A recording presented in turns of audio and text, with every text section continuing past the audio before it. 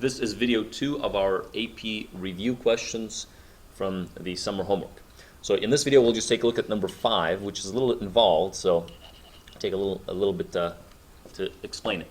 So what we have is we have a type of lab that determines how much water there is in a hydrate. We introduced the hydrate, or reviewed the hydrate in the previous video.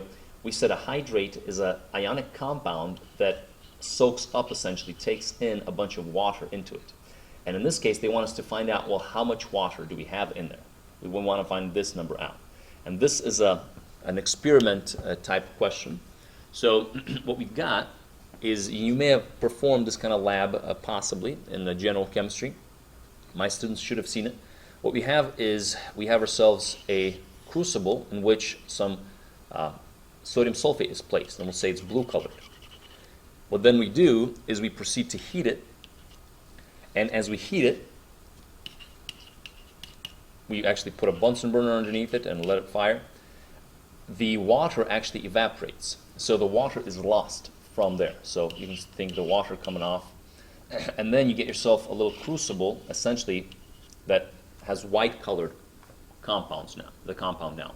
And the difference between these two, essentially, is the water that was given off. So what they tell us is, we have 3.22 grams of your original hydrate of this guy. So this is actually 3.22 grams. And then, once we're done, we got 1.42 grams.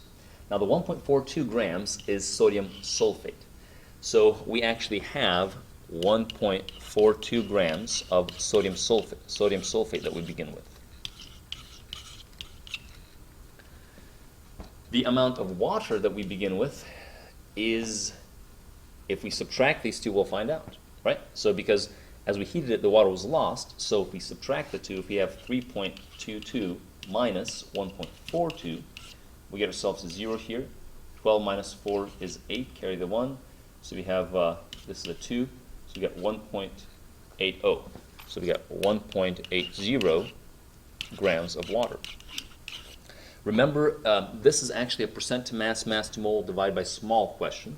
So percent to mass, mass to mole,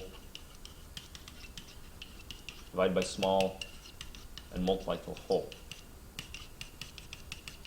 Remember, these questions, you don't have to begin at the percent. In this case, actually, we're not given percent, we're beginning at the mass. But this is kind of a modified version of it. We're not doing each individual element, we're actually just doing two parts of the compound, but it'll give us the exact same thing. So the first step then in our case is mass to mole. We have to divide each of these by the molar masses to get them to moles. It's nice that they give us very easy numbers. The reason they do this is because this is a multiple choice question. They don't want you to have to sit there and waste time calculating the molar masses. So I can get this into moles simply by dividing by the molar mass. And we showed you this essentially as grams would be 142 in 1 mole, and in this case it would be 18 grams in 1 mole. So if you divide these, the 1.8 divided by 18, that's like dividing by 10. So this one is 10 times bigger, so you get yourself 0.10 mole. In this case, you're dividing by 100, essentially, 100 times bigger, so you get 0.010 mole. And then the next step is divide by small. So you divide both of them by the smallest. The smallest is this guy, so you got 0.010, you got 0.010. In this case, you have yourself 1. This becomes, so we got 1 mole of sodium sulfate. And in this case, if you're dividing 0.1 by 0.01, I know this may sound a bit confusing, but you get yourself 10. You get 10 moles of water. The reason you get 10 moles of water is because you could say this number is 10 times bigger than this number, if that makes sense. So actually, the answer is 10. And that is D. So hopefully this made sense. Again, these questions are difficult.